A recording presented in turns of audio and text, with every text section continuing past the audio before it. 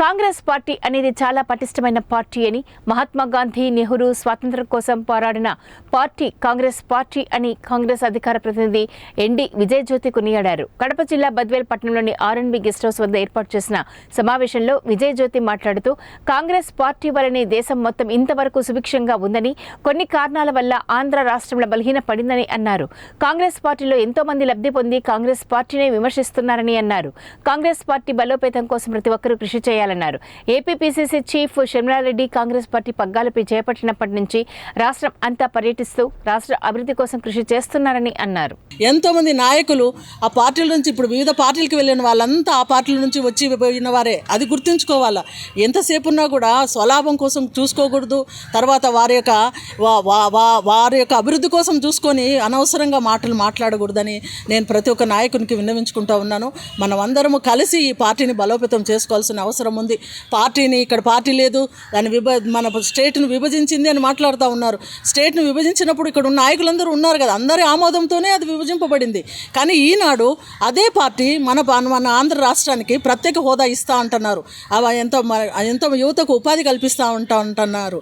తర్వాత పోలవరం ప్రాజెక్టు ఏర్పాటు చేస్తూ అంటున్నారు, స్టీల్ ప్లాంట్. తర్వాత ఇక్కడ మన కడప జిల్లాలో ఏర్పాటు చేస్తామంటున్నారు. ప్రతి ఒక్కటి మిగతా పార్టీలు అయితే మేము చేయిస్తామంటారు, కానీ కాంగ్రెస్ పార్టీ నేను చేస్తాను అంటూ ఉన్నారు. కాంగ్రెస్ పార్టీ కేంద్రంలో రేపు రాబోతూ ఉంది. కాబట్టి ప్రతి ఒక్కరూ, నేను నియోజకవర్గం కానీ జిల్లాలో ఉండే వాళ్ళందరినీ కోరుకునేది ఏమంటే కాంగ్రెస్ పార్టీని బలోపేతం చేయాలని నేను కోరుకుంటూ ఉన్నాను. అదేవిధంగా ఈ కాంగ్రెస్ పార్టీలో గత ముఖ్యమంత్రి స్వర్గీయ రాజశేఖర రెడ్డి గారు ఎంత కృషి చేసినారు, కాంగ్రెస్ పార్టీ వల్ల ఎంత మనకు అభివృద్ధి చెందింది, ఎంతమంది బాగుపడినారని ప్రతి ఒక్కరికి తెలిసింది. వారి కుమార్తె గత 10 సంవత్సరాలు వారు చూసినారు రాష్ట్ర పరిస్థితులు.